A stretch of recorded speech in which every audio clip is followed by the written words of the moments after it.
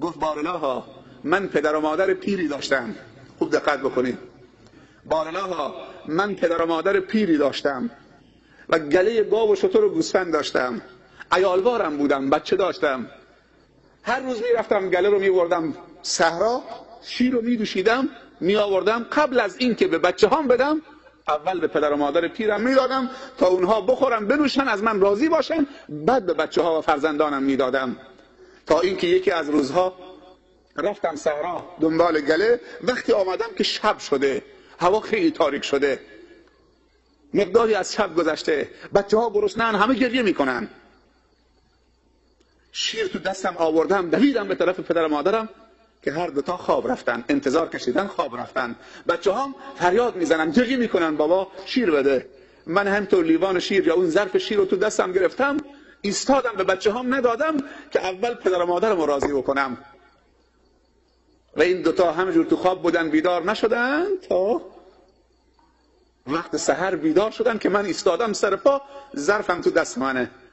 بعد گفتم بابا شیر بگیر، مادر شیر بگیر بخور. گفت پسرم تو ایستادی؟ گفت معذرت میخوام، وقت من آمدم شما خواب بودید، شیرتون رو بگیرید بخورید. خوردن، تشکر کردن. گفت بارلاها اگر احترام پدر و مادر، خدمت پدر و مادر، نیکی به پدر و مادر، احسان به پدر و مادر، رضای پدر و مادر رضای توست و خدمت به اونها رضای توست و دستور توست، تو دستور دادی که من به پدر و مادرم اکرام بکنم، احترام بکنم. خدایا اگر این کار رو من به خاطر رضای تو کردم، مشکل ما رو حل بفرما.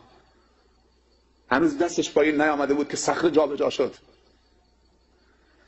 پیامبر صلی الله علیه و سلم در حدیث دیگر میفرمایند پله منبر رو میشمرد، گفت آمین آمین آمین. 3 تا آمین گفت، 3 تا پله منبر که رفت بالا. صحابه تعجب کردن این 3 تا آمین مال چیه؟ جواب داد اولین آمینی که گفتم جبرئیل آمد، گفت ای رسول خدا صلی الله علیه و سلم، از رحمت خدا به دور باد، محروم باد کسی که پدرش یا مادرش یا پدر و مادرش در حیات باشن، سبب آمرزیده شدن گناهان اون پسر نباشن.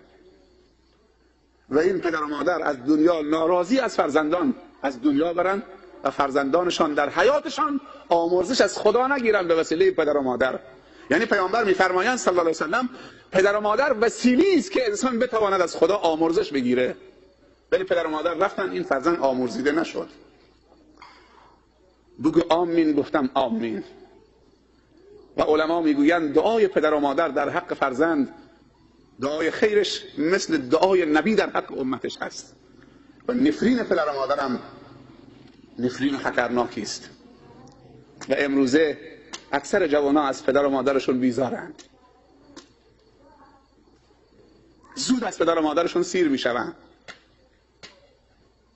هنوز پدر و مادر جوانند، افتاده نشدن، سیر شدن. مادر 40 ساله 50 ساله، خدا نکنه که مریض بشه، افتاده بشه. خانه سالمندان. مردایی هستن که به خاطر زن جوانشان مادر پیرشون رو در بدر کردن، چون زنش گفته یا من تو این خانه یا این مادر پیر خرفتید. گفته تو باشید کدبانوی خانه من، چراغ خانه من. این مادر پیر یه جایی جاش میشه. تو سالمندا تعبیرش میدیم. ماهی 30,000 تومان به سالمندا میدم.